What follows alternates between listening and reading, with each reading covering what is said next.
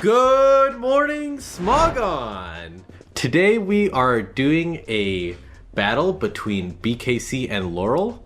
My name is Munneth and I'll be your host today. Here's my co-host Excal. Why don't you introduce yourself? Hey guys, it's Excal back again here. Did an analysis for Void vs. Ladybug last week and excited to get into this match between BKC and Laurel. BKC obviously is one of the GOATs of Pokemon. Everyone watching this probably knows who he is from his YouTube content. And Laurel is a worthy adversary who has a lot of experience playing DPP, and he's been kind of establishing himself as a yearly starter in SPL. So I think we could just get right into this and see how their battle is. All right, so Tyranitar versus Suicune lead. Tyranitar lead is, similar to Hippowdon. It helps you get sand from the get-go, immediately getting that passive damage out to chip any, non-leftovers Pokemon, or just keep them from healing if they have leftovers that aren't, Rock, Ground, or Steel. So the idea here is that lead Tyranitar is always setting up Stealth Rock. It's just a matter of what item it is. So we used to see them use Choice Scarf Stealth Rock, which sounds unintuitive because you'd lock yourself into Stealth Rock, but it allows you to get the jump on lead Azelf and get those rocks up before you get taunted, which can be really useful to disrupt physical hyper-offensive strategies. But it also has been seen on, bulky leftover sets with a ton of SPDF. Like if Suicune were to Hydro Pump this Tyranitar with a lot of special defensive investment, then you would see Hydro Pump do like less than half. Like it's insane how bulky especially defensive Tyranitar is. But we'll also see like Focus Sash, like Taunt, Stealth Rock, like Crunch Superpower. Some offensive like Focus Sash Tyranitar that can switch its moves up. It used to be Scarf more often, but now we're usually seeing these like especially defensive or offensive Focus Sash Tyranitars. So on the other hand, Suicune is usually a Calm Mind lead. That is actually a set that I popularized like a year or two ago. The idea being that Azelf usually is trying to Thunder Wave or taunt Suicune, and you're able to kind of disrupt that flow by getting that extra attack off without being paralyzed. Make Azelf really choose its move. Additionally, if they try to respond with a more passive team by immediately switching into their special wall like Clefable all of a sudden has a very high chance to die to a +1 modest Hydro Pump, and it can't be Thunder Waved to heal off that damage because of the Lumberry. So it's more of like a disruptive, like anti-lead stall breaking Suicune. But we've also seen all sorts of different random, like we've seen like sub-Calm Mind Suicune lead more uncommonly. Just Calm Mind lefties, 3 attacks, Calm Mind lefties with like Toxic. But usually it's going to be that modest Calm Mind Suicune just to get that, offense started with some, immediate setup sweeper into hoping to trade down for a favorable position. So obviously this looks pretty decent for Laurel. BKC probably doesn't want to take a Hydro Pump unless it's really specially defensive Tyranitar. But either way, Laurel should get some nice initiative with some damage on Tyranitar because it's probably going to set rocks up if he's committing to the lead position. So we'll see what happens there. Would you say it's typically more common for people to just go straight for the Hydro Pump here with Suicune, or just click Calm Mind to set up? I think Hydro Pump is a pretty heads-up play here because if the Tyranitar decides to Stealth Rock up, then you're getting a lot of damage on it, which, if you've got, like, usually there's a ghost behind Suicune, like Gengar or Rotom, and you don't want Tyranitar trying to trap that easily. So getting that chip damage on Tyranitar early is really valuable. And if they try to immediately swap Clefable, like you probably have a Lumberry in that instance, so you can just aggro Calm Mind, as they try to soft boil, because Hydro will do quite a bit of damage even without a boost to Clefable, just not enough to clean to it, KO it. So it's just a really good move to get some offensive pressure off. So I think that most people would just Hydro. And often these specially defensive Tyranitars will also just Roar turn 1 if they're really scared of Suicune. So it's pretty worthless to Calm Mind and then get roared right off the bat. So I think Laurel always Hydro Pumps here, and BKC probably sets up rocks, but we'll have to see what Tyranitar BKC's packing, which will give us a pretty interesting insight immediately into what type of team he's using. Okay, let's see the turn. BKC sets up Stealth Rock. Laurel does the Hydro Pump for 70% to the Tyranitar. Yeah, that Tyranitar went first. So that is a Scarf Tyranitar there, which is why you just saw in that recording that Tyranitar immediately switched out after going first. That 70% is a lot of damage. That but it's also a lefty's Suicune. So that is not a Suicune that might not necessarily be blowing up Clefable easily, but the fact that he went to Latias first suggests that BKC has some form of caution immediately going into Clefable, which could be because he might be afraid of something like Subcom Mind after seeing the leftovers. So he wants to make a heads-up play on the Calm Mind and Hydro Puff and probably get some sort of Thunder Wave off to paralyze the Suicune. So I'm assuming Laurel calm-minded here, but we're going to see what happens. Yeah, quick question. Do you feel like BKC not wanting to go into Clefable is indicative that it doesn't have Encore here? Yeah, absolutely. It probably is not Encore. Because if he were Encore, then it might be a safer bet. Maybe, so Laurel actually tried to cover. This is a really smart play by Laurel, actually. Just BKC had a bit more of a heads-up one. Essentially, by going to Breloom, he mid-grounds the Tyranitar for some reason. He knew it wasn't going to stay in, but he clearly was expecting Clefable to come in there because he noticed that the Tyranitar Scarf, which really indicates a more defensive team. Like, you're not seeing Scarf Stealth Rock Tyranitar on anything offensive. So Laurel already has a pretty good idea of what he's facing, and going to Breloom, get that Toxic Orb activation so that Clefable can't knock it off as it comes in. Additionally, punish the Clefable coming in. Really, really smart Breloom, but BKC was just one step ahead, going Lottie instead. And as we saw, Laurel is switching to Jirachi, which is his kind of dedicated Latias switch-in. Obviously, with the leftovers on Latias, it is also a more defensive set. I'm expecting BKC to Thunder Wave here, but it'll be interesting to see what he actually clicks. Oh, the hard roar. Interesting. So he's just using that to scout. Maybe BKC felt like he could be trapped by Tyranitar or something, and he just wanted to scout for it. So that's really an interesting turn by BKC to roar there flat out. I mean, maybe it doesn't have Thunder Wave. It's pretty uncommon to see roar Latias on defensive teams these days because they often favor Reflect to not want to be trapped. But I guess if you play it that way with roar, it's another interesting angle to consider. Pretty good versus these setup sweepers too. Like Subcom Mind Jirachi gets roared out. You can force out Calm Mind Jirachi. So it's an interesting choice, but I would say it's a bit of an outdated one on modern defensive teams. Would you say that roar implies something about BKC's team and what he may have in the back? So there's definitely a Skarmory in the back here and a Clefable. After that, it'll be interesting to see what the filler is. It could be a lot of different things. So we don't really know for sure yet, but we definitely know from that roar, there's a Skarm Clef back there. So Laurel's going to have to account for that with his play.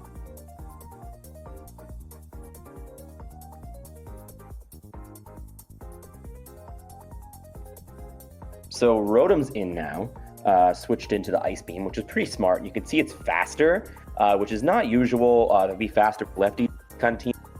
Slower rest sleep talk Rotom can absorb the sleep from Breloom, but Substitute here is a pretty interesting choice.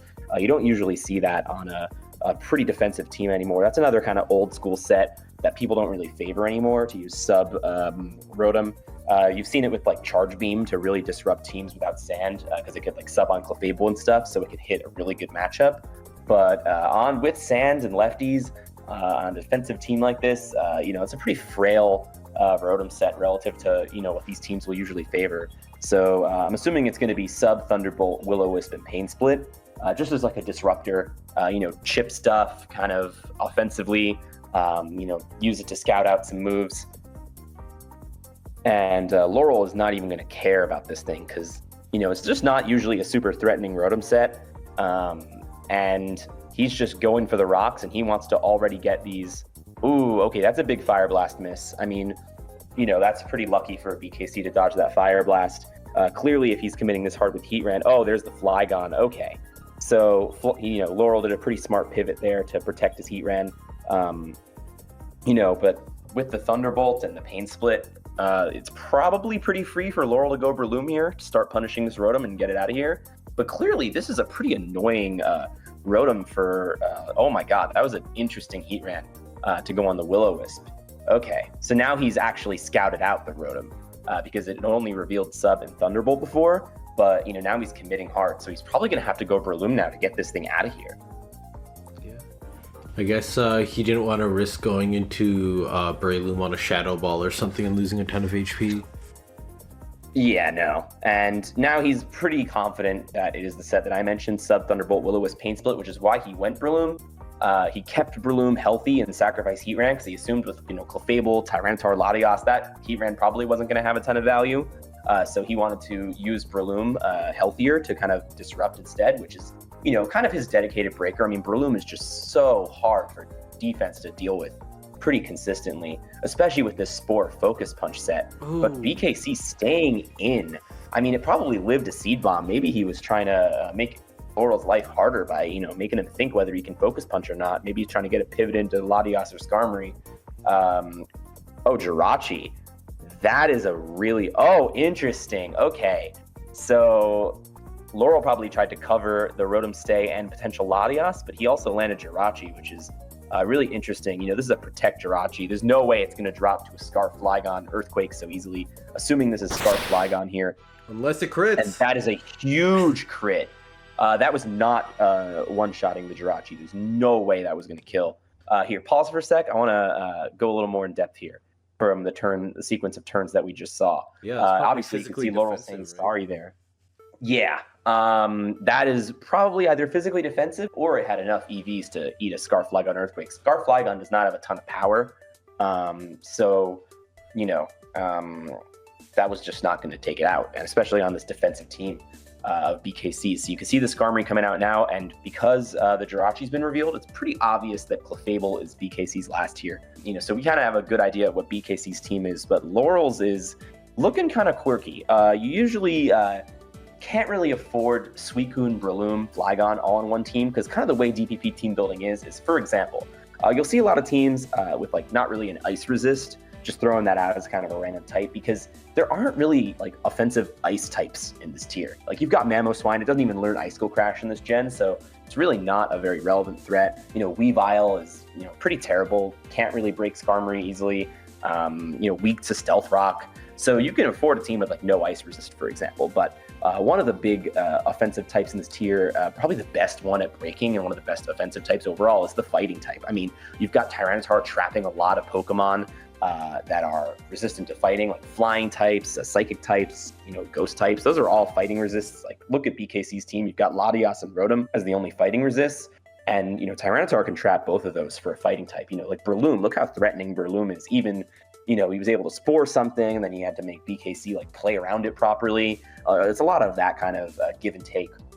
So the point I'm trying to make here is that you can see that Laurel does not even have one fighting resist, and he's got Stealth Rock Heatran. So we're really looking at probable ghost type last for Laurel, probably something like Gengar, if I were to guess. Really hone in on that breaking potential, which he's probably reluctant to bring in because there's Scarf Tyranitar. Yeah, Laurel's team structurally, which is why I'm mentioning Suicune, Breloom, and Flygon, is because usually on DVP teams, you're going to want to have 2 fighting resists and 2 steel types. You want those steel types to deal with Latios. I mean, it's so powerful with that Draco Meteor. And you want steel types for all the crucial resists. I mean, before Gen 6, steel types resist Ghost and Dark, and there's not Fairy type and stuff like that. So steel is really one of the most valuable, if not the most valuable defensive type in this tier. With that being said, that's 4 slots that you want your 2 steels and your 2 fighting resists. And very rarely will you see very conventional DPP teams, dodge that convention. And you can clearly see that Laurel has done so. So it'll be really interesting to see if he's got that Gengar last, to see how conventional his team is. I mean, it looks, kind of mishmashed. I mean, you've got some Spikes weak Pokemon like Suicune, Breloom, Jirachi, and Heatran. And then you've got Flygon, who gives momentum to Skarmory. So if Flygon clicks one move, like Earthquake or whatever, then Skarmory just gets a free spike. And I mean, those are at least 4 Pokemon taking spikes. I mean, that is a lot of spikes damage that can be accumulated. So unless Laurel's team has the punch required to really beat these, teams long term or in the short term, I mean, if he's got to end this game quickly before the spikes and all the other stuff, just the damage will add up.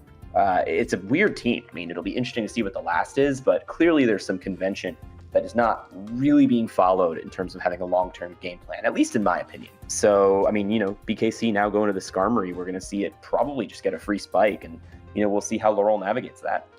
Yeah, would you say that get something like a Taunt Will-O-Wisp Gengar would give that punch you're talking about against defensive teams? Definitely, especially in this case. I mean, you've got the Suicune Hydro Pumping Scarf Tyranitar immediately, and Scarf Tyranitar is definitely a pretty reliable way to get rid of Gengar because you outspeed it, and the pursuit is so strong, it's going to, even without Gengar switching, it most likely is just KOing it from the get-go.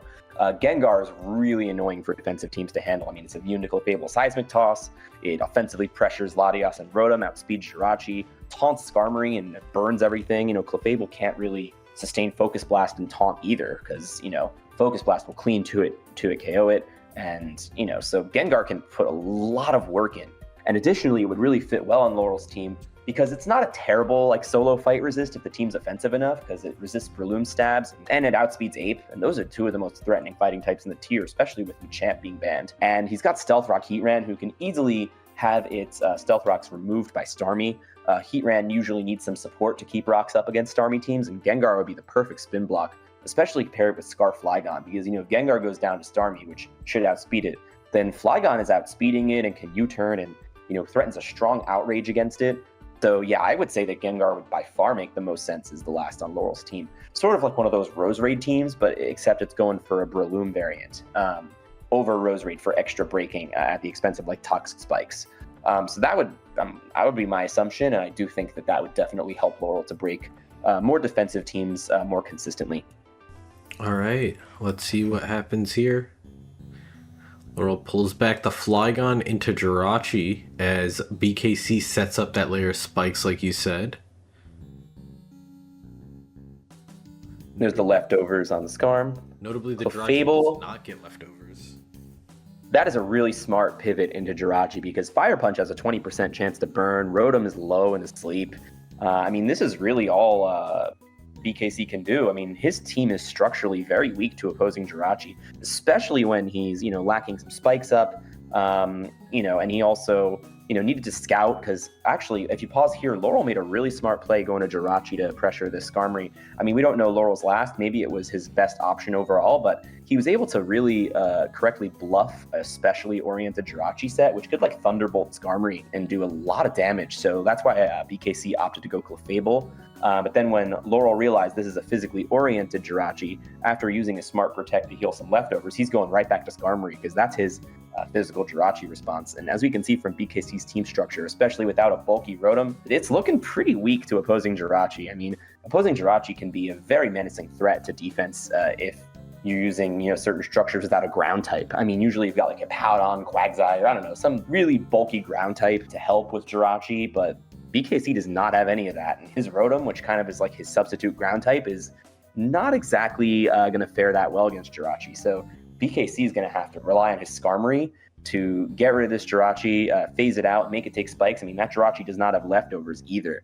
So, it's probably Lumberry for Breloom Spore. You switch it in on Breloom Spore and it wakes up so you can force Breloom out in the short term. But BKC's really got to hope that he can, whirlwind this Jirachi out, make it take a bunch of spikes and outlast it with Skarmory, maybe get a Seismic Toss on Clefable, and then maybe pick it off with your Scarf Tyranitar. But you have limited chances to do that because Tyranitar can only come in 2 more times to Stealth Rock before it goes down, just because it took that Hydro Pump earlier. So Laurel's in a pretty good spot here, assuming that this Skarmory doesn't go too out of control. Yeah, that 20% burn chance is also looming. That would be absolutely horrible for the Skarmory to take. Alright, let's see what happens. Jirachi clicks a Fire Punch into the Skarmory, crucially does not get a burn, as BKC does whirlwind it out into a Tyranitar. Maybe he's relying on Tyranitar to Pursuit Trap Starmie or Bluff Pursuit and get rid of Starmie that way. Pretty unreliable game plan there, but looks like Laurel. Infernape would. It basically, if Scarf Flygon goes down, Infernape KOs 5 Pokemon. Breloom maybe can be handled in the short term with the Lumberry Jirachi, but Scarf Flygon on this team is such a momentum sink, man. You've got the Flygon giving setup fodder to Skarmory. If it Earthquakes, then it lets Breloom in for free. That Flygon, I haven't seen the Tyranitar set yet, although we can tell that it probably can't touch Skarmory by the fact that he just switched it out instead of attacking Skarmory. So that's pretty weird too. But yeah, that Flygon is looking like such a momentum sink on this team. It seems pretty incompatible with the team's overall game plan, at least in my opinion. It doesn't have spikes to facilitate the fast cleaner either. So yeah, from that Tyranitar set, all we know about it probably cannot touch Skarmory because Laurel switched right out of a 50% Skarmory with Tyranitar. So yeah, that's rough. The Jirachi comes into Skarmory as it gets a free roost off against the Tyranitar. Jirachi is undoubtedly going to fire punch again to try and get that burn on Skarmory, and it does. The burn. He needed that. He needed that so badly. And there's Suicune. That is not what BKC wanted to drag out. That is something that can force Skarmory out. Hydro Pump will probably straight up one-shot a physically defensive Skarmory from this lead Suicune. You probably got to go to Latias. There it is. And there's the Calm Mind. So I think BKC is just going to have to rely on Roar here. This Suicune out of here. But he's going to have to take an Ice Beam on its way out. Yeah, it crucially did not Thunder Wave the Jirachi early in the game, so Laurel knew it probably didn't have that. Oh, and then that is not what... I guess, yeah, BKC probably wanted to come in there. But Jirachi will probably just take Latias out. There's the Ice Punch. This is a physically oriented Jirachi set, probably with like Thunder Punch last. Not too sure.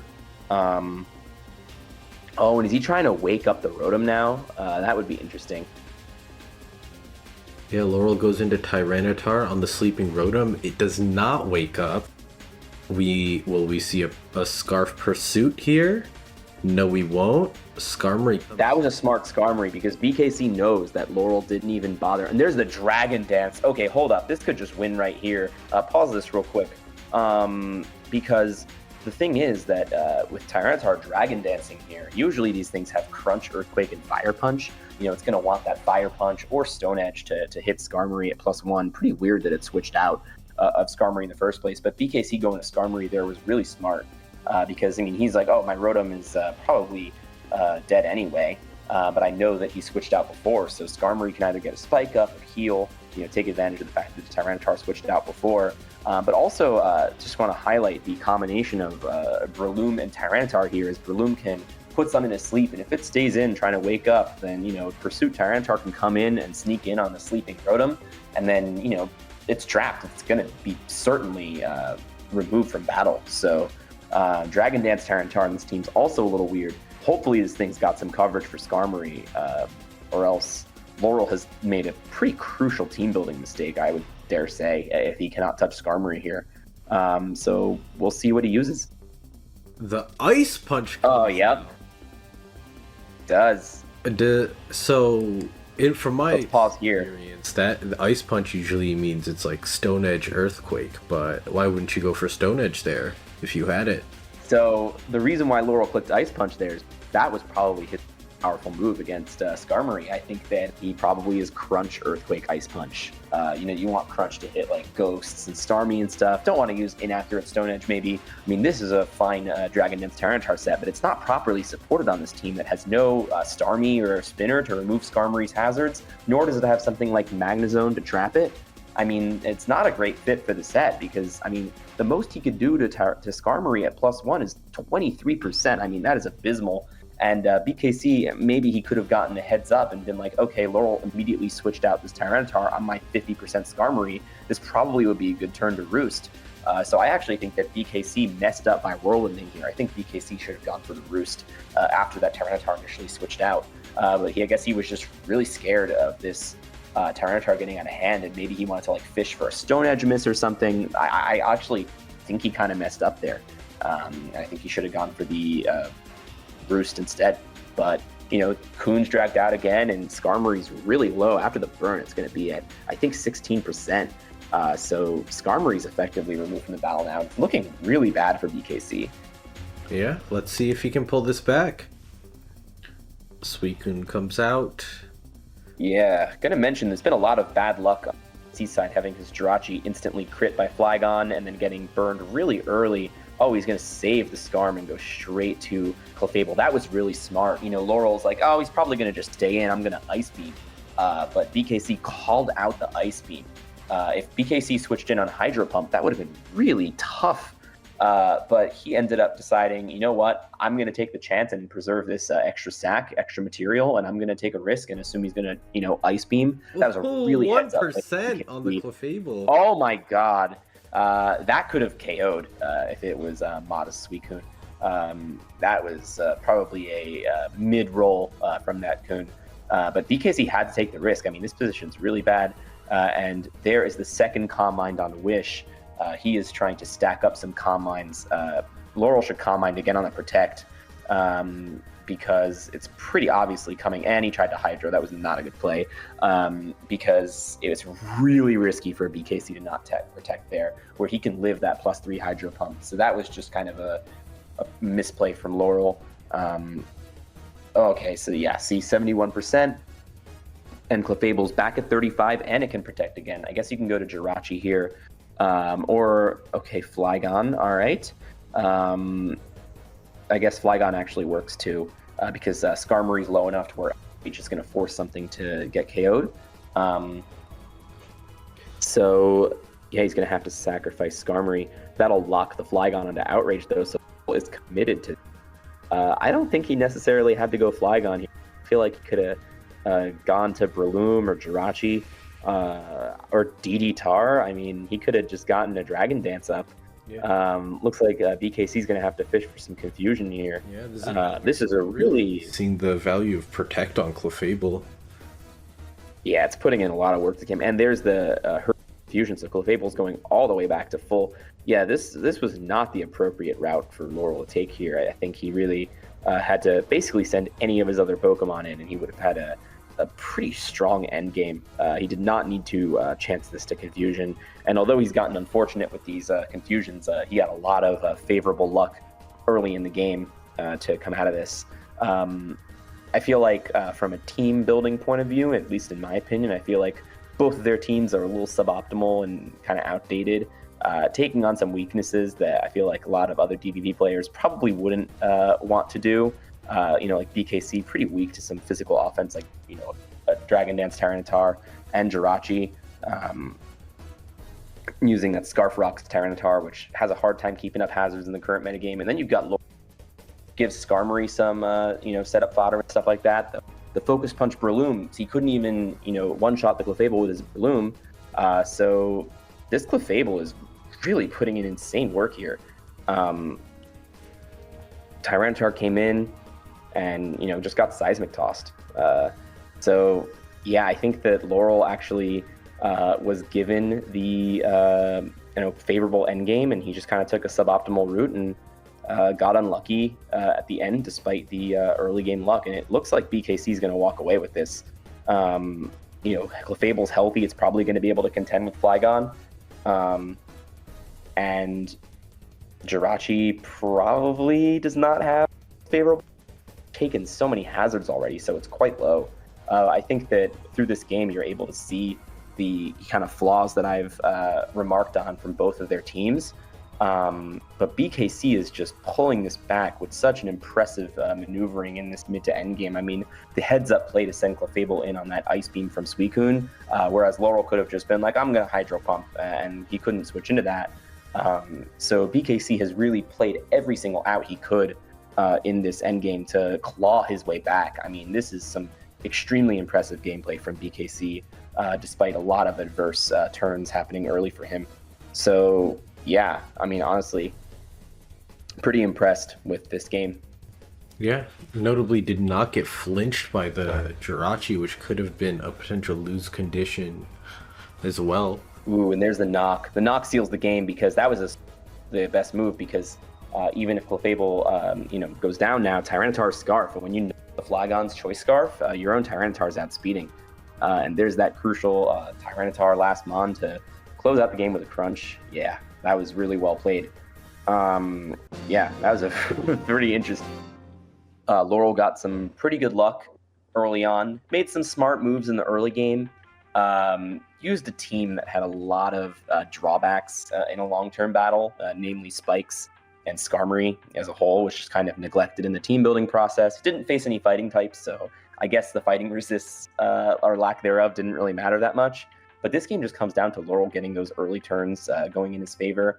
The crit on Jirachi with Earthquake. BKC, other than whirlwinding the DD Tar when he was low instead of roosting, given what Laurel did, which is, it's kind of nitpicky to even be like, oh, he outright misplayed. I think it probably was the better move anyway. Goes to show that these incredible players like BKC are able to, still will make some suboptimal plays from time to time. But this just comes down to BKC playing so well that game, and just playing every single out he had. Never give up. You never know what happens in a Pokemon game, and BKC found all his outs that he needed. got the fortune he needed after a rough start and played a really impressive game, especially mid to end game. I mean, he just really nailed it. So that was a nice game. All right, thank you so much for recording this with me. I hope everyone enjoyed. Make sure to like the video for more like this, as well as going to the Smogon U Twitch channel every Sunday to watch live coverage of these SPL games. Thank you so much for coming out and have a wonderful day.